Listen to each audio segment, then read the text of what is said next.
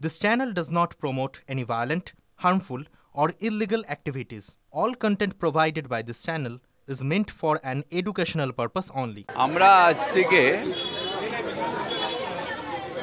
পরশুদিন আমরা সব নেতৃত্বের সাথে মিটিং করেছি, যারা অবজার্ভ করবে যে আমাদের ভোটার ইনফরমেশনের কাজটা ঠিক মতন হচ্ছে কিনা।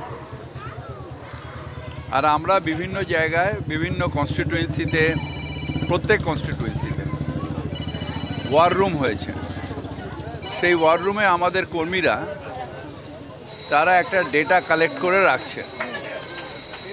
সেই ডেটা কালেকশানে উৎসাহ দেওয়ার জন্য এবং তাদের পাশে দাঁড়িয়ে কাজটা যাতে ঠিক মতন হয় সেটা একটু তদারকি করার জন্য আমরা বিভিন্ন ওয়ার রুমে যাচ্ছি। সেই মতন আজকে এন্টালির ওয়ার রুমে এসেছিলাম। খুব ভালো কাজ হচ্ছে, খুব পদ্ধতিতে কাজ হচ্ছে। কারণ আমরা পার্টির থেকেও যখন ইলেকশন কমিশনকে কমপ্লেন করব তখন আমাদের কাছেও হাতে একটা ডেটা থাকবে। সুতরাং এই কাজটা আমাদের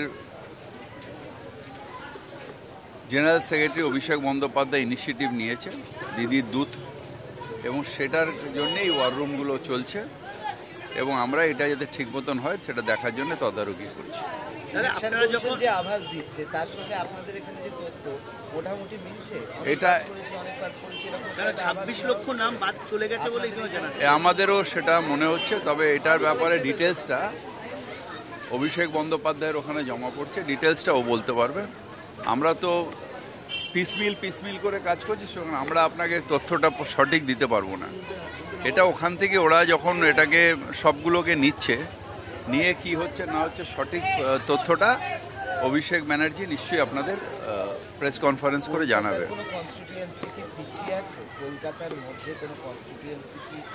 সেরকম কোনো খবর আমার কাছে নেই, তবে সব কনস্টিটিউয়েন্সিতেই আমরা যাচ্ছি।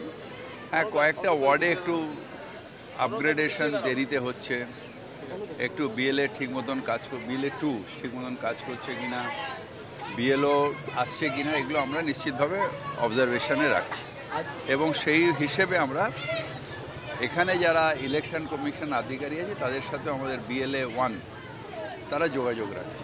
আজকে দেখা গেছে ডানকুনিতে মৃত ব্যক্তির এনুমারেশন ফর্ম বাংলাদেশি যুবক ফিল-আপ করেছে, গ্রেফতার হয়েছে, তার সঙ্গে তাকে যে এই দেশের নথি। দেখুন, লোক লাখ লাখ কোটি এনুমারেশন ফর্ম ফিল আপ হচ্ছে, এগুলো ইলেকশন কমিশনের দেখার দায়িত্ব এবং সেটা তারা দেখবে। কিন্তু এই ব্যাপারে যা বলার আমাদের general secretary Abhishek Banerjee regular press meet করছে, আজকেও করবে। দাদা, মালদাতে গত 3 দিনের 6 জন, আজকেও তৃণমূল কর্মী খুন হলো। আস্তে আস্তে খুন শুরু হয়ে গেছে মালদায়, কি বলবেন? দেখুন, বিজেপি যারা খুন খারাপিতে বিশ্বাস করে, যেরকম গুজরাটে এত মানুষ খুন করেছে, উত্তরপ্রদেশে খুন হচ্ছে, তারা যত নিজেদের প্রভাব মালদায় কিছুটা আছে, কারণ মালদার এমপি, একদিকের এমপি তো বিজেপির, কারণ তারা এগুলো করবে। আমরা তার প্রতিরোধ করব, প্রতিবাদ করব এবং আইনের সাহায্য নেব, এটা আমাদের কাজ। কসবায় একটা ঘটনা ঘটেছিল, অ্যারেস্ট হয়েছে এবং প্রশাসন কঠোরভাবে হাত দিয়েছে। এখানেও প্রশাসন কঠোরভাবে পরিস্থিতি সামলাবে, কিন্তু বর্ডার ডিস্ট্রিক্ট অন্য জায়গার থেকে অনেক সময় পেনিট্রেশন হয়। যেরকম কসবার ক্ষেত্রেও আপনি দেখেছেন যে অন্য স্টেট থেকে এসছে, সুতরাং এগুলো হয়, অন্য স্টেট থেকে আসবে, ক্রিমিনাল করবে এবং প্রশাসন কঠোরভাবে সেটাকে আটকাবে।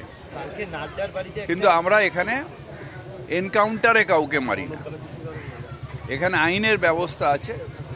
ক্রিমিনালের বিরুদ্ধে লড়াই করতে গিয়ে পুলিশ ক্রিমিনাল হয় না, যেটা উত্তরপ্রদেশে হয়।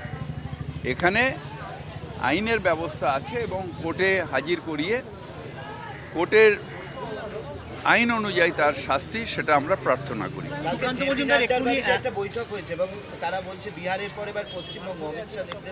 নাড্ডা, দেখেন, নাড্ডা সাহেব হোক, অমিত শাহজি হোক, মোদিজি হোক, বাংলার মানুষ বাইরের মানুষকে বিশ্বাস করে না।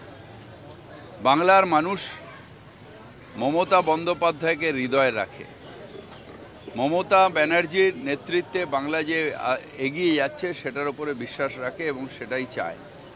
সুতরাং নাড্ডাজি আসুক, অমিত শাহজি আসুক, মোদিজি আসুক, 21-এও সবাই এসছে, ঘুরে চলে গেছে, পরিযায়ী আসবে, পরিযায়ী যাবে, বাংলার সগর্বে বাঙালি আনাত নিয়ে থাকবে। দাদা, সুকান্ত মজুমদার এসে গিয়েছিল ডায়মন্ড হারবারে, ওখানে গিয়ে তার গাড়িতে হামলা হয়েছে। আপনার এলাকা মানে বন্দর এবং ডায়মন্ড হারবারকে একই সারিতে ফেলেছে, বলছে যেখানেই যায় বিজেপি গেলে ওখানে মারধর করা হয়, গুন্ডারা রাত চলছে ওখানে। নিজেরাই ঢিল টিল মেরে আপনাদের টিভিতে করার নামখানার রাসবিহারীতে বিএলও অসুস্থ হয়ে পড়েছে, দুজনেই সেটা চাপ হচ্ছে। এটা নিশ্চিতভাবে আমাদের দলের যে এমপিরা এই বিভিন্ন বিষয় নিয়ে তারা যাচ্ছে কথা বলছে। এবং আপনাকে আমি বলছি, এই যে এটা ইলেকশনের ব্যাপারটা, এটা টোটালি আমরা সিঙ্গেল হ্যান্ডেড অভিষেক বন্দ্যোপাধ্যায় এটা প্রেস করছি।